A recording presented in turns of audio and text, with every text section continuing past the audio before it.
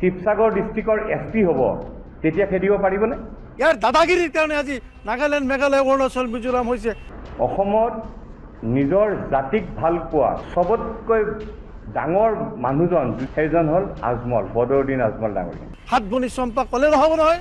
খবৰ কাকতত কিছু বছৰ আগলৈকে এটা বিশেষ শিৰোনামত লিখা প্ৰকাশ হৈছিলে আৰু সেয়া আছিলে চিন্তা নকৰিবলগীয়া চিন্তা। আৰু সেই লেখা ধাৰাবাহিকভাৱে লিখিছিলে মুজাহিদুল হক নামৰ সাংবাদিকগৰাকীয়ে। খবৰ কাকতৰ খুব সম্ভৱ তেখেত সম্পাদকো আছিলে।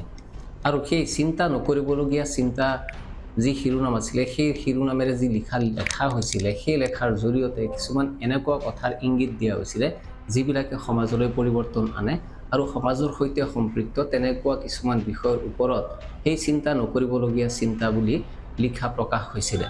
আজি সেই চিন্তা নকৰিবলগীয়া চিন্তা টাইপৰ কিছুমান কথা পাতিবলৈ বিচাৰিছোঁ। APWৰ সভাপতি অভিজিত শৰ্মাই আজি এটা সংবাদমেল দিছে আৰু সংবাদমেলত এই কথাটো স্পষ্টভাৱে উল্লেখ কৰিছে যে আজমলৰ যি ভূমিকা শিক্ষাৰ ক্ষেত্ৰত, অসমৰ মুছলমানসকলৰ ক্ষেত্ৰত আজমলৰ কি ভূমিকা, আজমলে কেনেধৰণে জাতিটোক আগুৱাই নিয়াৰ চেষ্টা কৰিছে সেই ক্ষেত্ৰত কথা পাতিছে।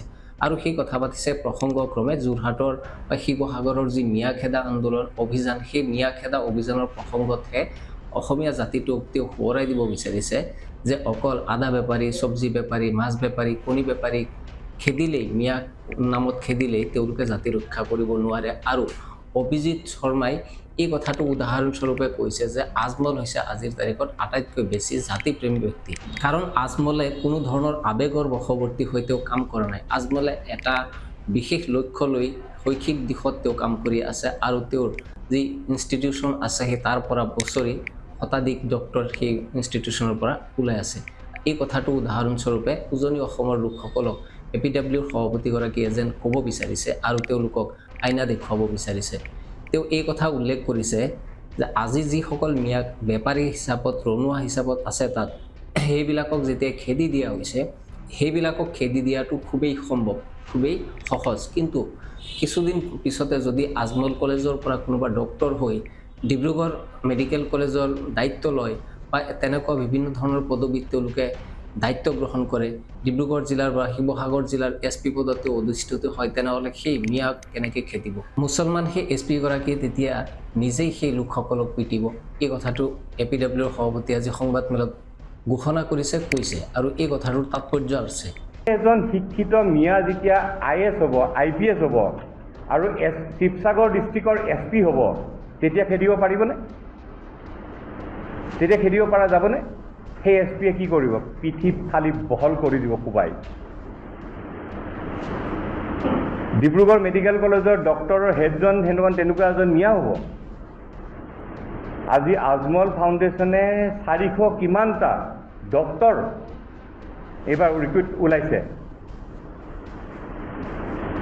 এতিয়া কথাটো হ'ল অকল সেই চব্জি, মাছ এইবিলাকতে আমি ব্যস্ত থাকিলোঁ, কিন্তু আজমল ফাউণ্ডেশ্যনে যিটো কৰি আছে অসমত নিজৰ জাতিক ভাল পোৱা চবতকৈ ডাঙৰ মানুহজন যিজনে নিজৰ জাতিক ভাল পায় সেইজন হ'ল আজমল, বদৰুদ্দিন আজমল ডাঙৰীয়া, যোনে নিজৰ জাতিটোক ভাল পায়।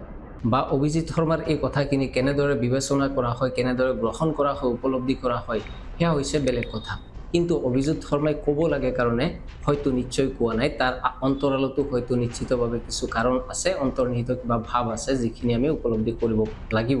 আনহাতে আন এটা প্ৰসংগত কথা পাতিব বিচাৰিছোঁ যে ৰূপৈহাটৰ প্ৰাক্তন বিধায়ক আব্দুল আজিজে সংবাদ মাধ্যমৰ আগত কেইটামান মন্তব্য প্ৰকাশ কৰিছে আৰু আহোম, মিয়া, মুছলমান এই সংঘাতৰ মাজতেও কিছুমান কথা প্ৰকাশ কৰিছে আৰু বিভিন্ন ধৰণৰ বিতৰ্কিত কথাও তেওঁ নিশ্চিতভাৱে প্ৰকাশ কৰিছে। তাৰ মাজত এটা কথা কৈছে যে নাগালেণ্ড কেনেকৈ অসমৰ পৰা পৃথক হ'ল, অৰ্থাৎ 7 ভনী ৰাজ্য বুলি যি উত্তৰ পূবক কোৱা হয়, সেই 7 ভনী অৰ্থাৎ 6খন ৰাজ্য অসমৰ লগতে আছিলে এটা সময়ত, কিন্তু আজিৰ তাৰিখত সেই 6খন ৰাজ্য অসমৰ সৈতে নাই। সেই অসমৰ পৰা 6খন ৰাজ্য পৃথক হৈ আছে আৰু 7 ভনী ৰাজ্য হিচাপে আমি ভাবি আহিছোঁ বা কৈ আহিছোঁ। কিন্তু সেই যে ৰাজ্যবিলাক যে আঁতৰি গ'ল, এটা এটাকৈ আঁতৰি গ'ল, অসমৰ পৰা পৃথক হৈ গ'ল, কিয় গ'ল? তাৰ কিবা কাৰণ আছিল নে নাই? আৰু সেই কাৰণবিলাক এই মিয়াখেদা আন্দোলনৰ সৈতে আব্দুল আজিজে বুজাব বিচাৰিছে বা ক'ব বিচাৰিছে। অসমখন আছিলে, অসমখনত আজি নাগালেণ্ড কেতিয়া হৈছে, মেঘালয় কেতিয়া হৈছে, মিজোৰাম কেতিয়া হৈছে, কিয় হৈছে? ইয়াৰ দাদাগিৰিৰ কাৰণে আজি নাগালেণ্ড, মেঘালয়, অৰুণাচল, মিজোৰাম হৈছে। হাত বনি চম্পা ক'লে নহ'ব নহয়। আজি কিয় গৈছে মানুহখিনিয়ে? তেতিয়া মাধ্যম অসমীয়া লাগিবই, নাগায়ক গ্ৰহণ কৰা নাই, মেঘালয়ৰ মানুহে গ্ৰহণ কৰা নাই। আজি যে অসমখন টুকুৰা কৰিছে, এনেকুৱা কামৰ কাৰণে কৰিছে, আৰু ইয়াত অসমত কেনেকৈ বাংলাদেশ বনাব? ভাষাৰ ভিত্তিত নাগালেণ্ড এটা সময়ত পৃথক হৈ গৈছিলে। তেওঁলোকে অসমীয়া ভাষাটো মানি লোৱা নাছিলে। সামগ্ৰিকভাৱে তেওঁলোকে নিজৰ ভাষাটোকো প্ৰাধান্য দিয়াটো বিচাৰিছিলে, আৰু এটা সময়ত যেতিয়া এই মান্যতা তেওঁলোকে নাপালে, সেইকাৰণে তেওঁলোকে নাগালেণ্ড পৃথক ৰাজ্য হিচাপে তেওঁলোক গুচি গ'ল।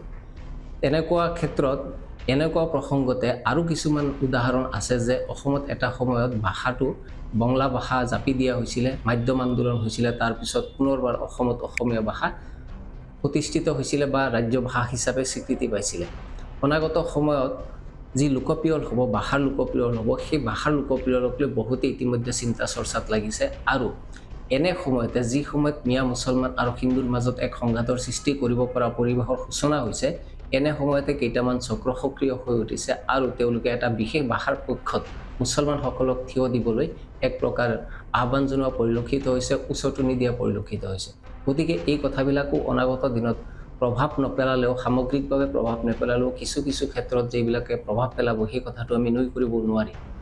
অভিজিৎ শৰ্মাই যি কথাবিলাক প্ৰকাশ কৰিছে আৰু আব্দুল আজিজৰ যি কথাখিনি প্ৰকাশ কৰিছে, এই দুয়োটা কথাৰ মাজতে মিল আছে।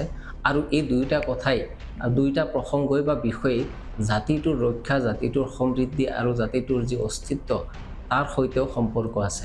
গতিকে দুয়োটা ক্ষেত্ৰতে কিছুমান উচতনিমূলক মন্তব্য বা উচতনিমূলক এক ধৰণৰ আচৰণ কিছুমানে প্ৰকাশ কৰি আছে, আৰু ইয়াৰ জৰিয়তে একমাত্ৰ উন্মাদনা সৃষ্টি কৰি আছে। উন্মাদনাই কোনো এটা জাতিক আগবঢ়াই নিব নোৱাৰে। সম্প্ৰীতি আৰু সমিলমিলেৰে যেতিয়া জাতিটো আগ নাবাঢ়িব, তেতিয়া জাতিটো কোনেও আগবঢ়াই নিব নোৱাৰে। আনকি সেই জাতিটো এটা সময়ত গৈ পতনৰ দিশে তেওঁলোকে গতি কৰিব। আমি ত্ৰিপুৰাৰ যদি উদাহৰণ চাওঁ, ত্ৰিপুৰাত আজিৰ তাৰিখত তেওঁলোকৰ নিজৰ ভাষা নাই। ত্ৰিপুৰাত আজি যিসকল তেওঁলোকৰ খিলঞ্জীয়া লোকসকল আছিল, তাৰ ইণ্ডিজিনিয়াছ পিপুল আছিলে, তেওঁলোকে আজিকালি নিজৰ ভাষাৰ কাৰণে তেওঁলোকে কান্দিব লগা পৰিস্থিতিৰ হৈছে। এটা সময়ত তাত ত্ৰিপুৰাৰ ভাষা প্ৰচলিত আছিলে, কিন্তু আজিৰ তাৰিখত তাত বাংলা ভাষাই প্ৰাধান্য লাভ কৰিছে, স্বীকৃতি লাভ কৰিছে। তেওঁলোকৰ নিজৰ আইৰ মুখৰ ভাষাটো তেওঁলোকে হেৰুৱাইছে। তেনেকুৱা পৰিৱেশ আমাৰ অসমত নহওক। কিছুমানে উত্তেজনা বিয়পাই আছে, উচতনি দি আছে ভাষাৰ ক্ষেত্ৰত এটা পৃথক মনোভাৱ সৃষ্টি কৰিবলৈ। আশা কৰোঁ আমাৰ এই অসমখনত তেনেধৰণৰ এক পৃথক বা বিচ্ছিন্নতাবাদী যি ভাৱধাৰা, সেয়া ঘৰলৈ নুঠক। তাৰ কাৰণে যিদৰে তেওঁলোকে এইকেইদিন কথাবিলাক কৈ আছে, কিছুমান দল সংগঠন, কিছুমান ৰাজনৈতিক নেতা তেওঁলোকৰ জ্বলা ঘিউ ঢালি আছে আৰু জনসাধাৰণক উত্তেজিত কৰিবলৈ চেষ্টা কৰি আছে।